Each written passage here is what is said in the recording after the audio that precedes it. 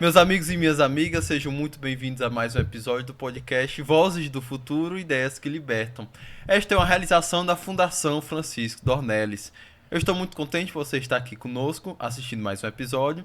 Estou mais contente ainda porque hoje nós vamos falar sobre marketing político, sobre o cenário atual do Piauí e do Brasil e as expectativas para as eleições de 2026. Com ele, que é especialista em marketing político, Trabulo Júnior. Seja muito bem-vindo. Tudo bem, Trabulo Neto? Uma alegria estar aqui com você no seu programa. Muito obrigado, eu que agradeço. Hoje nós vamos discutir sobre muitos temas, como eu já disse, mas eu queria iniciar aqui falando um pouco sobre análise na perspectiva de um especialista de marketing político para as eleições estaduais de 2026. Poderíamos começar com o cenário, tá, de pré-candidatos a governo do estado. Como o senhor analisa a imagem de cada pré-candidato? Hoje nós temos aí oficialmente Mainha, Margarete, Tônio Rodrigues, Rafael Fonteles. Vendo esses quatro candidatos na perspectiva do marketing político, na comunicação, o que está sendo passado para o eleitor? Bom, eu acho, primeiro, que neste momento, a gente tem que analisar qual é a rejeição de cada um. Esse é um ponto que é importante quando a gente começa a fazer a estratégia de comunicação. Eu não tenho pesquisa, não fiz pesquisa sobre a rejeição de cada um, mas eu acho que tem problemas, cada um dos que você citou tem problemas, e eu acho que o grande lance é você fazer uma vacina contra isso, para que ele possa, então, entrar nas casas, para que ele possa entrar nas redes sociais melhor. Eu vejo, por exemplo, um desgaste muito grande do Rafael no que se refere à questão de impostos, no que se refere à questão de transparência, no que se refere a itens que ele programou e frustrou, como hidrogênio verde, porto, etc. Então, eu vejo um governo que, quando começou como uma estratégia de ser um governo 5G, e hoje se mostrou um governo 2G. Ou seja, ele não teve essa tecnologia que ele esperava ter. E, ao mesmo tempo, a população começou a perceber que ele não era o 5G e não fazia as questões básicas do Estado, como água, como banheiro nas casas, enfim, coisas que possam dar dignidade ao cidadão. Nos outros, eu vejo muita aceitação com relação ao Joel. Eu acho que ele é uma pessoa que tem baixa rejeição para isso. Ele é uma pessoa que se identifica muito com a população. Se você olhar a população do Piauí, as pessoas vão dizer assim: aquele sou eu, com relação ao Joel. Se você olhar a população, ela olha para o Rafael e diz o seguinte: aquele não sou eu. Então, existe aí uma capacidade muito grande de conexão entre o Joel e a população, que pode ser um diferencial muito forte se isso acontecer. Quais são os impactos e as consequências, claro, em uma eleição, da utilização da estratégica de redes sociais numa campanha, numa pré-campanha política? Olha, em primeiro lugar, eu acho que não existe mais pré-campanha política. Eu acho que todo o tempo é política.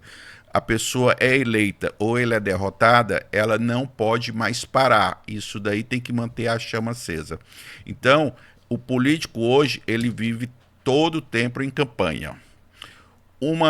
Como hoje as redes sociais entram na casa de todo mundo, e é importante porque eu já viajei muito o interior do estado e eu vejo pessoas muito simples acompanhando as redes sociais. Então você vê que cada dia mais a TV aberta tem perdido espaço para as redes sociais, o rádio tem perdido espaço para as redes sociais. Não estou aqui dizendo que eles não são importantes hoje. São, mas ele tem perdido espaço, não resta dúvida. Então, é isso daí, que cada um hoje tem o seu canal de comunicação e a capacidade que a pessoa tem com esse canal de comunicação, principalmente se ela impulsionar para a região que ela quer, ela gera aí um diferencial muito grande. Ela conversa com as pessoas. Essa é a rede social. É você conversar com a pessoa na ponta. É como se você tivesse que nós dois conversando com uma outra pessoa. Então, esse é o ponto, a credibilidade que ela gera. E também, não tenha dúvida, diante disso, qual é a credibilidade, quais são as propostas, o que ela está fazendo, enfim, aonde é que ela está nesse contexto disso e qual é a reputação dessa pessoa. Então, tudo isso faz um conjunto muito interessante para que as pessoas possam ter conexões com essa pessoa. Claro que no estado do Piauí tem um fator muito grande, que é a força política dentro dos municípios. Ou seja, o prefeito e o vereador dizem assim, eu gostaria que você votasse em fulano de tal. Isso daí acontece muito e se elege muita gente. Mas hoje muita gente diz o seguinte, você quer que eu vote em fulano, mas eu não tenho simpatia por essa pessoa. Por quê? Porque ela não faz um trabalho que seja interessante para aquela cidade, para aquela comunidade. Ela não vê conexão, então ela procura alguém que tenha conexão. Ou seja, alguém que tenha conexão, que fez um trabalho na região, ou alguém que tem conexão que comunga das mesmas ideias. Analisando na visão do marketing político, tem espaço para renovação, para novos rostos nessa campanha de 2026? Tem espaço nessas redes sociais? Ou ele já está ocupado pela velha guarda, por quem já está aí? Como é que o senhor visualiza essa batalha entre quem está se perpetuar e quem tem novo querer entrar? Bom, vamos ao aspecto. O Brasil é muito grande. Quando a gente olha sul, sudeste, nós encontramos muito espaço de pessoas que são eleitas pelas redes sociais, que não têm a interferência do poder local, do prefeito, do vereador. Porque é um povo que tem uma liberdade maior para votar. Então, quando você entra nessas regiões, você percebe muito isso. Eu vou lhe dar um exemplo claríssimo aqui. O senador, o astronauta senador em São Paulo, ele não conhecia praticamente nenhum prefeito em São Paulo. O que foi que ele fez? Ele fez uma campanha 100% junto com o Tarcísio e junto com o Bolsonaro. Quando chegou no dia da eleição, e é importante dizer o seguinte, 3 dias antes foi feita uma pesquisa em São Paulo e mais de 70% das pessoas não sabiam em quem votar no segundo senador. Quando foi na hora da eleição, as pessoas então entenderam que ele era o senador de Tarcísio, ele era o senador de Bolsonaro e votaram nele. Esse que é o ponto. Eu acho que existe muita força política, mas quanto mais o Estado é desenvolvido, maior a força política. Quanto menos o Estado é desenvolvido, maior a força do poder local, do prefeito e do vereador. Mas isso está mudando. Eu já vejo estados aqui no Nordeste que você já tem o deputado federal de direita, já tem o deputado federal estadual de direita, isso daí comungando com as ideias das pessoas que são de direita. Vamos aqui ao caso do estado do Piauí. Bolsonaro teve 600 mil votos no segundo turno da eleição passada. Essas pessoas são de direita. Dificilmente essas pessoas migram para a esquerda. Foi 25% dos votos. Essas pessoas, ela é muito diferente ela votar no candidato da direita, ou seja, no Flávio, e não votar no deputado federal ou no deputado estadual da direita. Ela vai procurar alguém que tem essa mesma linha e vai votar. você pergunta, quem são essas pessoas da direita que vão se apresentar ou estão se apresentando no estado do Piauí? É uma força política muito forte, é uma força que tem a possibilidade de fazer estaduais e, quem sabe, de fazer um federal. Mas isso daí é um trabalho que tem que empolgar, é um trabalho que tem que mostrar e é um trabalho que você tem que ter a credibilidade que você vai entrar no parlamento e vai fazer realmente aquilo que essa população que votou em você deseja. Cada eleição nós temos como se fosse uma, não digo nem opção, mas um perfil que se destaca nacionalmente. Por exemplo, tivemos, se eu não me engano, 2020, eleições municipais, o perfil dos pets, quem cuidava de pets. Em 2022 foi outro perfil. Em 2024 foi outro perfil. Qual é o perfil de 2026 do candidato ou a deputado, ou a senador, ou a governador, ou a presidente, que ele assume e tá como se fosse na moda, como se fosse uma onda? Tá claro que nessa eleição a onda é que quem tem semelhança com Nicolas. Tá claro, a Nicolas hoje é uma figura que tem uma entrada nacional, é uma figura que os jovens da direita seguem e admiram, é uma figura que tem demonstrado um poder de força política muito grande, e tá claro que muita gente quer dizer assim, eu quero o Nicolas do Maranhão, eu quero o Nicolas do Ceará, eu quero o Nicolas do Piauí.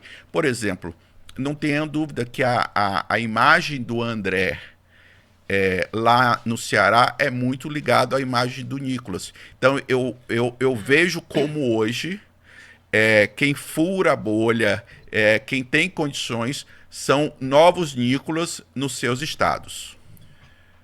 Para o jovem que está aí também pensando em entrar na política, também pensando em ser ativo nas redes sociais, como é que se constrói uma imagem? Uma pessoa é anônima e vai para ser uma figura pública. Como ela deve construir a sua imagem?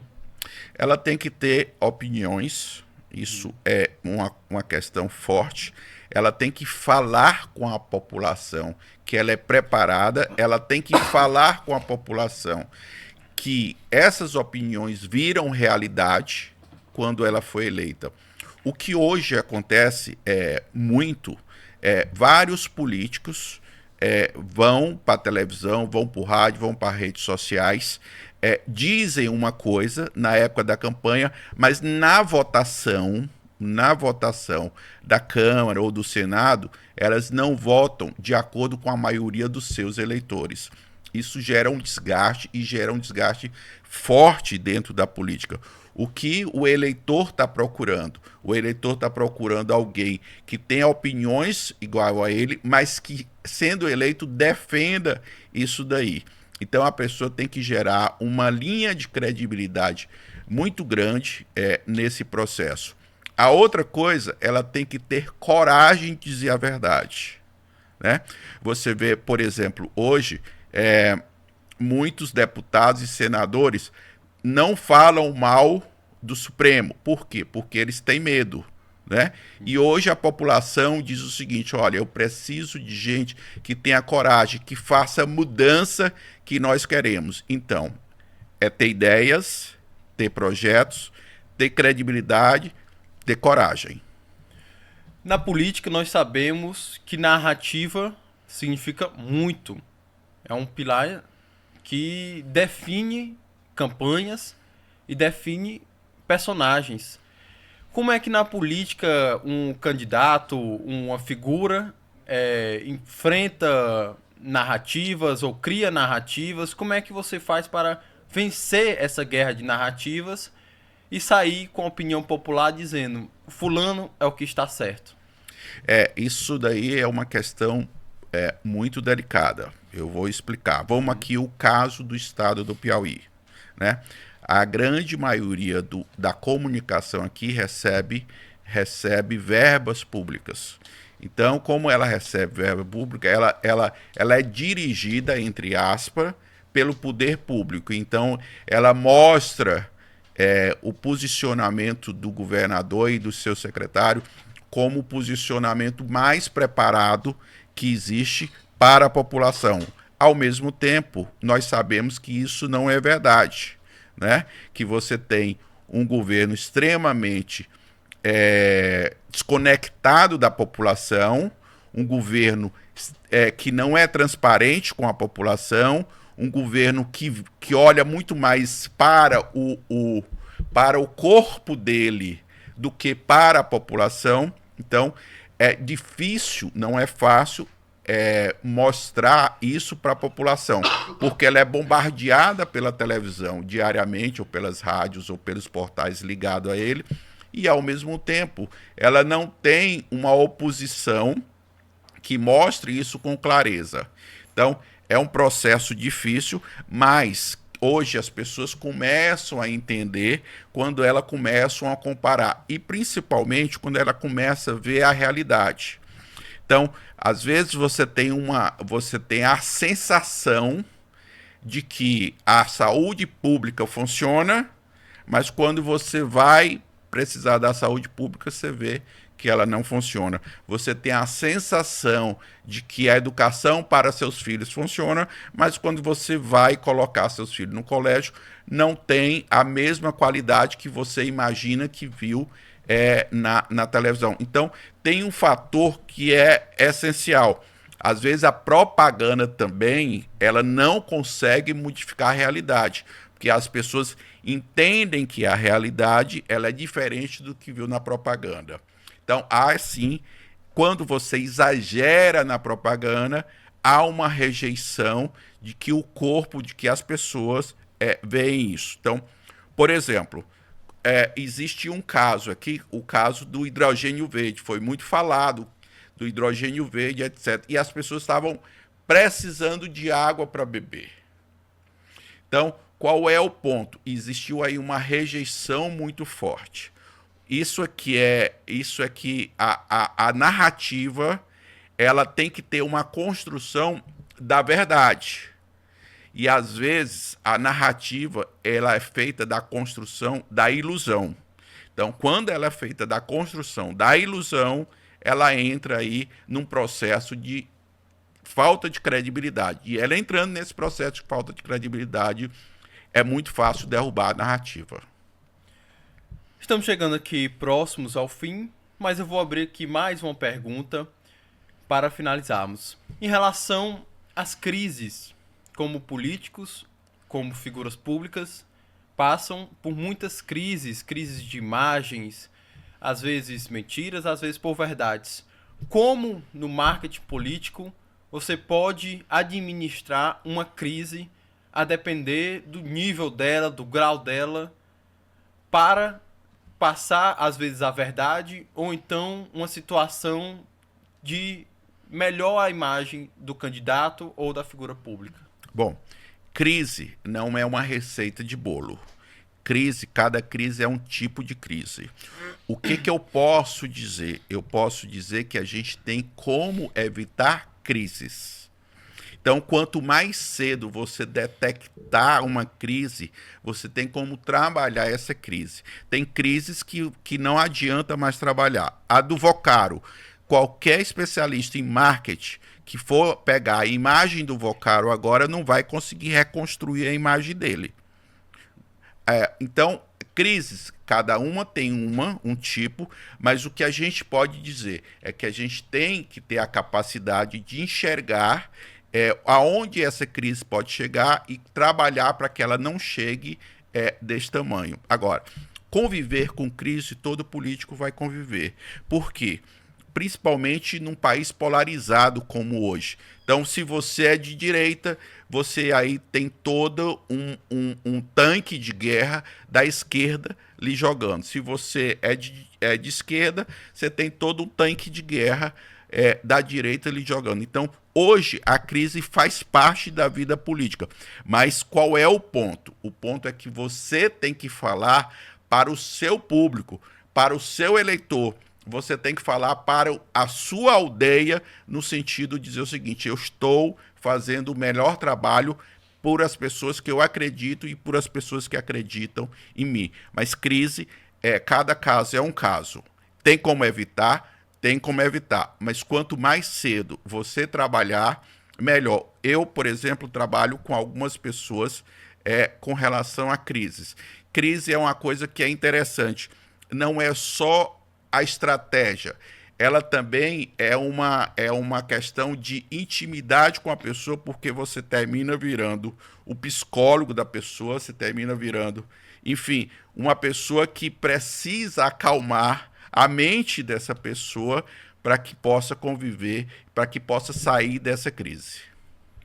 Você acabou de assistir Vozes do Futuro, Ideias que Libertam, lembrando que esta é uma realização da Fundação Francisco Dornelles, o seu apresentador Trabulo Neto e o convidado Trabulo Júnior. Muito obrigado por ter participado desse nosso programa. Seja convidado a quando quiser voltar, é muito bem-vindo. Agora abro as considerações finais. Bom, muito obrigado, Trabulo Neto. Eu sou um admirador seu.